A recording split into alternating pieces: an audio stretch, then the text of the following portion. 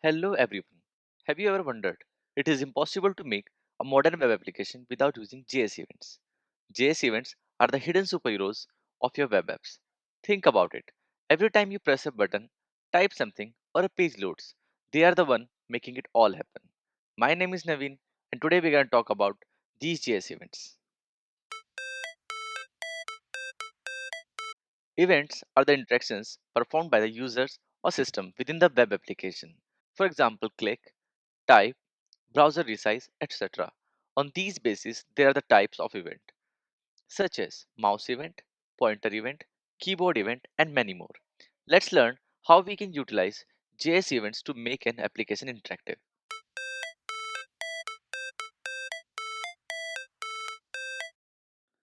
To understand this, let's take a scenario where we want to execute our logic on the click of a button. By default, this button does not perform any action. In order to perform action, we need to register a click event listener on this button. Once the listener is registered, then we can execute our logic whenever the button is clicked. To register the event listener, first we need to get the element reference. I am using a getElementById to access the element. And now we can add the event listener by using addEventListener function. This function takes at least two arguments. The first is type of the event. In our case, it is click event. And then the second is a callback function which will be executed whenever the event gets fired. It has an argument which allows to access the event details, for example, type of the event and which element has fired this event. To verify this, let's console the details. The first is the type of the event and then second is the target. Now, if I click, then I can see in the console the first is click, which is the type of the event, and then second is our button reference. Let's take another example. This time I'm going to add an input box,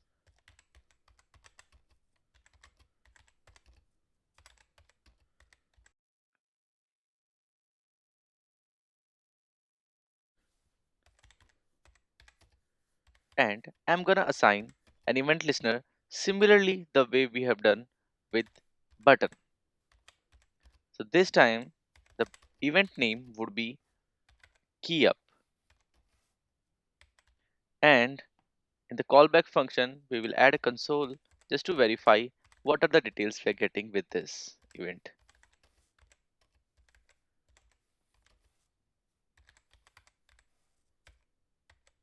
Here we are verifying the type of the event, the target of the event, and the value in that target. For input box, value is the string whatever we are typing in the input box. To test it out, when we type something into the input box, we can see all three values. First is the type of the event, second, the element itself, and third, the value in it. Now with this, we have fully understand how we can add the event listener and what are the details we can get from the event object. Now with this knowledge, let's try to build an accordion application. An accordion is a combination of sections which can be opened and collapsed.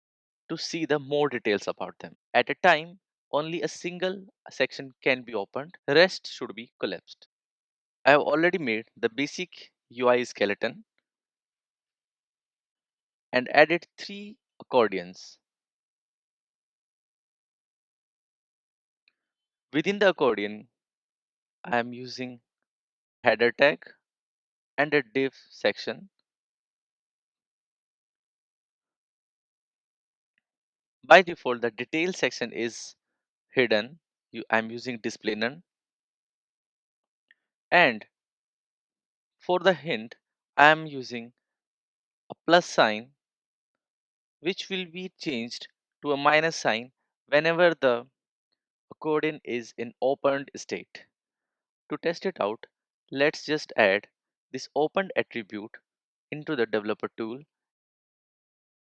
We can immediately see that both the changes have been applied.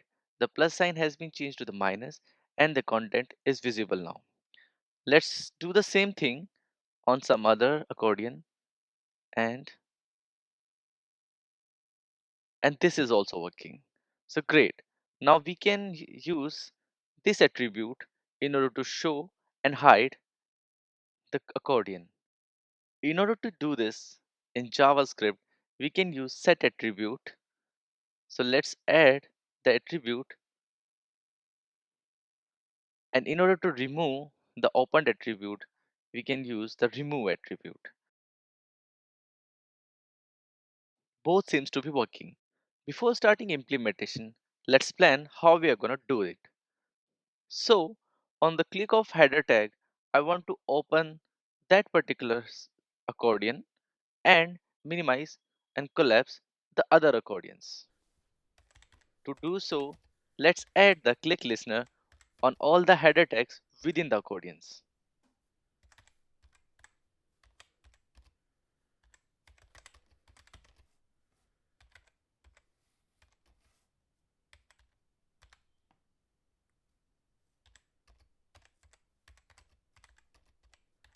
At this moment, we already know how we can attach the click listener onto any element. Let's just verify it by doing a console log. This time, I'm going to print the text content of the header, which is the first accordion header, second accordion header, and third accordion header. So if I click, you can see the content is being printed. Means using this for each loop, I have added the click listener to all the headers.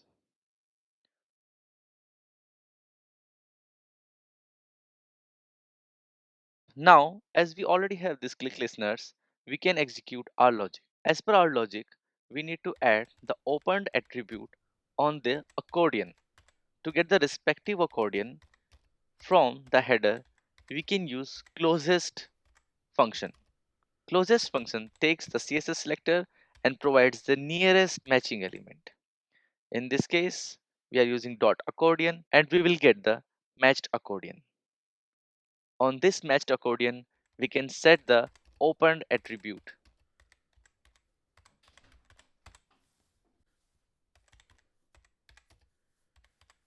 Let's test it. So whenever we click the header, you can see on the respective element, we are getting this opened attribute, and then UI seems to be working fine. But there's a catch. I'm getting all the accordions open, but this is not expected. We want only one accordion opened at the time. To do so, let's get all the accordions reference, and within our click listener, we can remove the opened attribute from all of them.